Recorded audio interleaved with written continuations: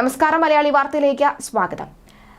രാജാവാണെന്ന് സ്വയം നമ്മളിൽ പലരും തെറ്റിദ്ധരിക്കുന്നുണ്ടെന്ന ജസ്റ്റിസ് ദേവൻ രാമചന്ദ്രന്റെ കിടിലം ഡയലോഗ്. തന്റെ വിധികൾ മൂല്യങ്ങൾ മാത്രം മുൻനിർത്തിയാണ് എന്നാണ് ദേവൻ രാമചന്ദ്രൻ പറയുന്നത്. ഹൈക്കോടതി അവർക്ക് തോന്നിയത് പറയുമെന്ന മുഖ്യമന്ത്രിയുടെ പരാമർശത്തിന്റെ പശ്ചാത്തലത്തിലാണ് ജസ്റ്റിസ് ദേവൻ രാമചന്ദ്രന്റെ പരാമർശം ശ്രദ്ധേയമാകുന്നത്. കൊച്ചി കല്ലൂരിൽ ശ്രീരാമകൃഷ്ണ ദേവാശ്രമത്തിന്റെ വാർഷിക സമ്മേളനത്തിൽ സംസാരിക്കുകയായിരുന്നു അദ്ദേഹം.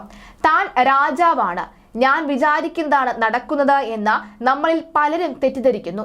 പ്രായമായവരുടെ കാര്യം വരുമ്പോൾ സ്വന്തം അച്ഛനോ അമ്മയ്ക്കോ ഉണ്ടാകുന്ന ബുദ്ധിമുട്ടായി കണ്ടുവേണം അതിനെ സമീപിക്കാൻ.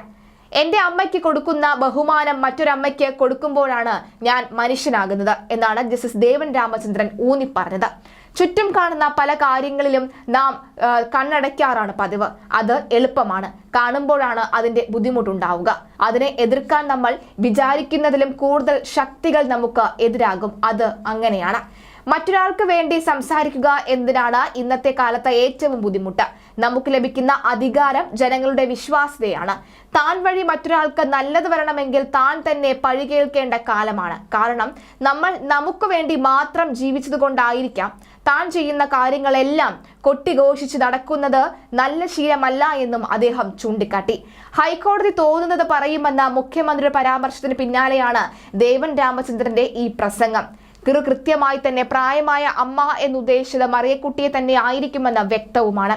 ഹൈക്കോടതി അവിടെ ഇരുന്നിട്ട് പറയുന്നത് സർക്കാരിന് എതിരെയാണ് എന്ന് വ്യാഖ്യാനിക്കട്ടെ.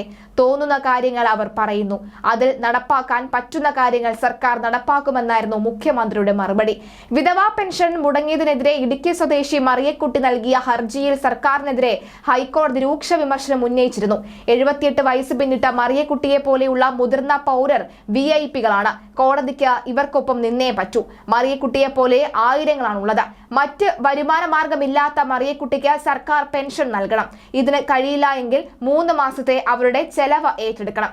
വിധവാ പെൻഷൻ അടക്കം നൽകാൻ പണമില്ല എന്ന് പറയുമ്പോഴും സർക്കാരിന്റെ ആഘോഷങ്ങൾക്കൊന്നും മുടക്കമില്ല എന്നും ഹൈക്കോടതി വിമർശിച്ചിരുന്നു.